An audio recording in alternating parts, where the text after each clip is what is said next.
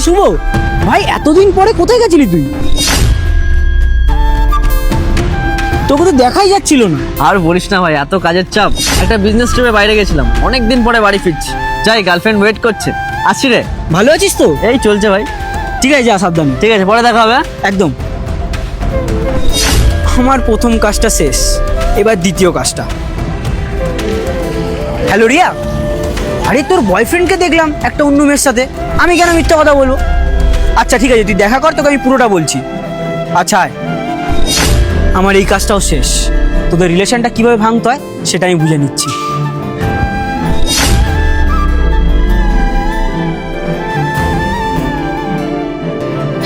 ও তুই এসে গেছিস?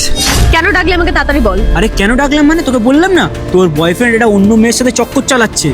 দেখ, এইসব ফালতু কথা তুই আমাকে কেন বলছিস? আমি খুব ভালো মতন জানি ও আমাকে চিট করছে না, আর আমার বয়ফ্রেন্ড আমাকে খুব ভালোবাসে, আমি ওকে খুব বিশ্বাস করি। তোর এই মিথ্যে কথাটা আমি পড়বো না।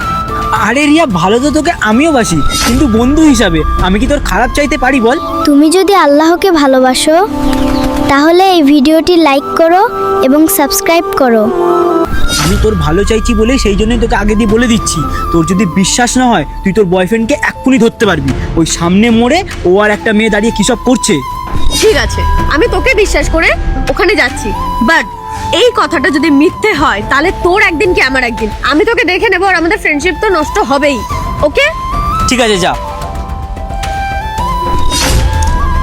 ভালো তো তোকে আমি অনেক বাসি, বন্ধু হিসাবে না, একটা প্রেমিক হিসাবে। সেই ক্লাস 10-এ তোকে যখন আমি প্রপোজ করেছিলাম, তুই বলি না আমরা ভালো বন্ধু হয়ে থাকতে পারি, প্রেমিক হিসাবে না। কিন্তু মাঝখান থেকে তোর বয়ফ্রেন্ডটা চলে এলো, ওকে তো রাস্তা থেকে সরাতে হবেই, সেই জন্য আমি এই কাজটা করলাম। যাই, তোরও আমি পিছু নিই। নেক্সট পার্ট দেখতে চাইলে কমেন্ট করো।